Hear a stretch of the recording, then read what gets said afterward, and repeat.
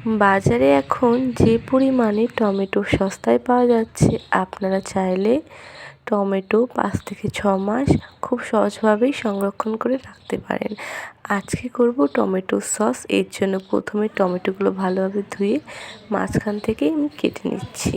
তারপর একটা চালনি নিয়েছি, সেখানে এই টমেটোর বীজটা আমি আলাদা করে দিচ্ছি। টমেটো কেচাপ যেটা বাজার থেকে খাই, ওর মধ্যে কিন্তু টমেটোর এই বীজগুলো থাকে না। তাই প্রথমে আমি বীজগুলো সরিয়ে একটা নিয়েছি চালনিতে, ভালো করে ডলা দিয়ে টমেটোর এই রসটা আমি বের করে নিচ্ছি। তারপর একটা গ্রেটার নিয়েছি, গ্রেটারে এই টমেটোগুলো গ্রেট করে নেব।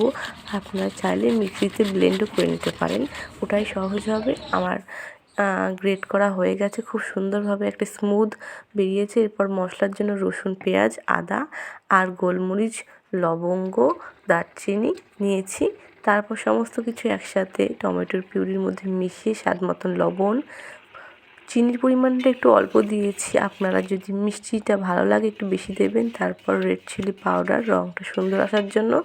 শেষে দিতে হবে এর মধ্যে ভিনিগার, যের কারণে এই টমেটো সসটা 5 থেকে 6 মাস খুব সহজে আপনারা ফ্রিজে সংরক্ষণ করে রাখতে পারবেন। দেখতেই পাচ্ছেন।